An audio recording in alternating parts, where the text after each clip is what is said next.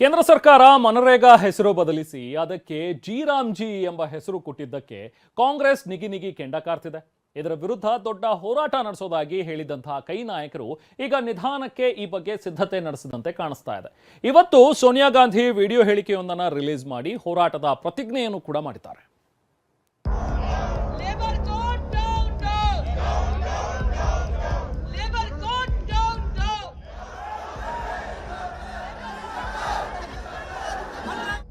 ಮನ್ರೇಗಾ ಕಾಂಗ್ರೆಸ್ ಸರ್ಕಾರ ಜಾರಿಗೆ ತಂದಿದ್ದ ಗ್ರಾಮೀಣ ಉದ್ಯೋಗ ಖಾತ್ರಿ ಯೋಜನೆ 20 ವರ್ಷದಷ್ಟು ಹಳೆಯದಾಗಿರೋ ಈ ಯೋಜನೆಯ ಹೆಸರನ್ನೇ ಈಗ ಬದಲಾಯಿಸಲಾಗಿದ್ದು ಕೇಂದ್ರದ ವಿರುದ್ಧ ವಿಪಕ್ಷಗಳು ನಿಗಿ ಅಂತಿವೆ.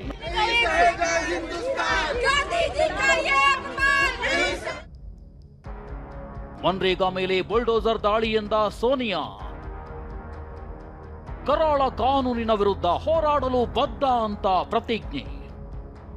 ಮನ್ರೇಗಾ ಯೋಜನೆ ಮೇಲೆ ಬುಲ್ಡೋಸರ್ ದಾಳಿ ನಡೆದಿದೆಯಂತ ಆರೋಪಿಸಿರೋ ಕಾಂಗ್ರೆಸ್ ಅಧಿನಾಯಕಿ ಸೋನಿಯಾ ಗಾಂಧಿ ಕರಾಳ ಕಾನೂನಿನ ವಿರುದ್ಧ ಹೋರಾಡಲು ಬದ್ಧ ಅಂತ ಪ್ರತಿಜ್ಞೆ ಮಾಡಿ ವಿಡಿಯೋ ಹೇಳಿಕೆ ಬಿಡುಗಡೆ ಮಾಡಿದ್ದಾರೆ. इस हमले का मुकाबला करने के लिए हम सब तैयार हैं।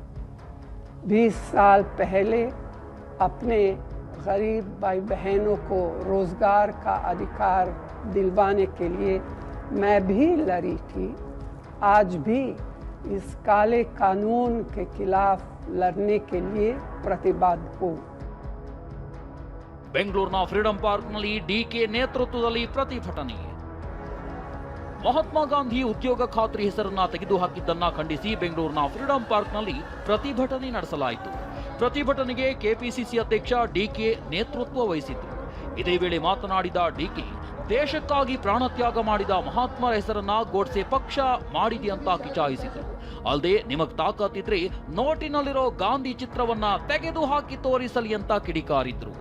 ಅವರು ಈ ದೇಶದ ಐಕ್ಯತೆಗೆ, ಈ ದೇಶದ ಸ್ವಾತಂತ್ರ್ಯಕ್ಕೆ ಪ್ರಾಣ ತ್ಯಾಗ ಮಾಡಿದಂತ ಒಬ್ಬ ಮಹಾತ್ಮರನ್ನ ಇವತ್ತು ಅವರ ಹೆಸರನ್ನ ತೆಗೆಯುವಂತ ಕೆಲಸ ಇವತ್ತು ನಾಥುರಾಮ್ ಗೋಡ್ಸೆ ಪಾರ್ಟಿ ಪಕ್ಷ ಇವತ್ತು ಮಾಡಿದೆ. ನಿಮ್ ಕೈಲಿ ಬಿಜೆಪಿಗೆ ಏನಾದ್ರು ಶಕ್ತಿ ಇದ್ರೆ, ನಿಮ್ ಕೈಲಿ ಏನಾದ್ರು ತಾಕತ್ತಿದ್ರೆ ಈ ಗಾಂಧಿ ನೋಟಲ್ಲಿರುವಂತ ಭಾವಚಿತ್ರವನ್ನ ತೆಗಿರಿ ನೋಡೋಣ.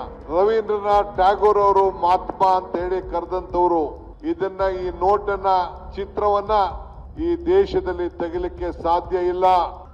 ಇನ್ನು ಪ್ರತಿಭಟನೆ ವೇಳೆ ಡಿಕೆ, ನಾವು ಗಾಂಧಿ ಕುಟುಂಬದ ಮಕ್ಕಳು ಅಂತ ಹೇಳಿದ್ರು. ಈ ಶತಮಾನದಲ್ಲಿ ದೇಶವನ್ನ ಗೋಡ್ಸೆ ಭಾರತ ಮಾಡೋಕೆ ಬಿಡಲ್ಲ ಅಂದ್ರು.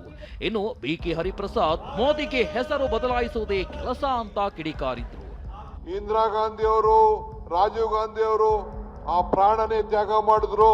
ಸೋನಿಯಾ ಗಾಂಧಿ ಅವರು, ರಾಹುಲ್ ಗಾಂಧಿ ಅವರು ಈ ದೇಶದ ಪ್ರಧಾನಮಂತ್ರಿ ಸ್ಥಾನನ ತ್ಯಾಗ ಮಾಡಿದ್ರು. ಅಂತ ಪಕ್ಷದಲ್ಲಿ ಈ ಕಾಂಗ್ರೆಸ್ ಬಾವುಟ ಇಟ್ಕೊಂಡು ನಾವೆಲ್ಲ ಕಾಯ್ಕೊಂಡು ಕೂತಿದ್ದೀವಿ. ನಾವು ಈ ಗಾಂಧಿ ಕುಟುಂಬದ ಮಕ್ಕಳು. ನಾವು ಆರೋಗ್ಯ ಕಾರ್ಡ್, ಸೆಲ್ಫ್ ಹೆಲ್ಪ್ ಕಾರ್ಡ್, ಜನೌಷಧಿ ಯೋಜನೆಯನ್ನ ಪ್ರಧಾನಮಂತ್ರಿ ಜನೌಷಧಿ ಕಾರ್ಯಕ್ರಮ ಅಂತ ಮಾಡಿದ್ದಾರೆ. ರಾಷ್ಟ್ರೀಯ ಕೃಷಿ ವಿಕಾಸ್ ಯೋಜನೆಯನ್ನ ಪ್ರಧಾನಮಂತ್ರಿ ಕೃಷಿ ಸಿಂಚಾಯಿ ಯೋಜನೆ ಅಂತ ಹೇಳಿ ಎಲ್ಲ ಹೆಸರುಗಳನ್ನ ಬದಲಾವಣೆ ಮಾಡ್ಕೊಂಡು ಬಂದಿದ್ದಾರೆ. ಕಾಂಗ್ರೆಸ್ ನಾಯಕರ ಮಾತಿಗೆ ತಿರುಗೇಟು ಕೊಟ್ಟ ಬಿಜೆಪಿಗರು ಗುಲಾಮಿತನದ ಮಾನಸಿಕತೆ ಇದೆ ಅಂತ ಹೇಳಿದ್ದಾರೆ.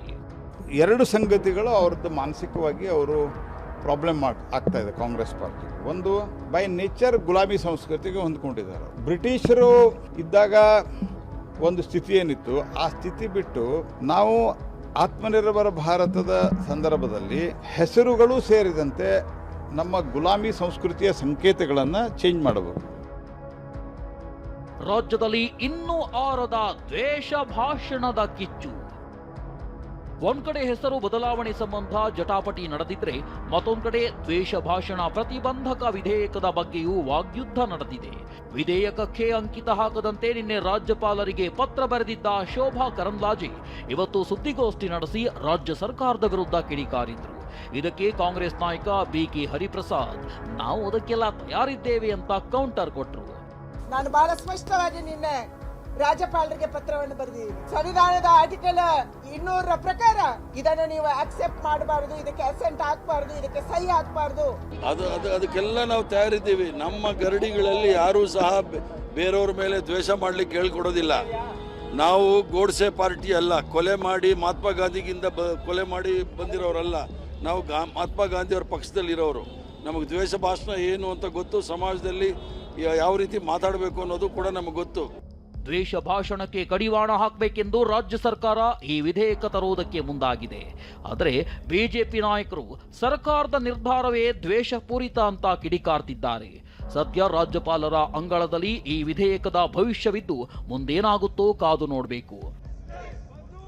ಅನಿಲ್ ಕಲ್ಕೆರೆ ಜೊತೆ ಕಿರಣ್ ಹನಿಯಡ್ಕ, TV9 ಬೆಂಗಳೂರು.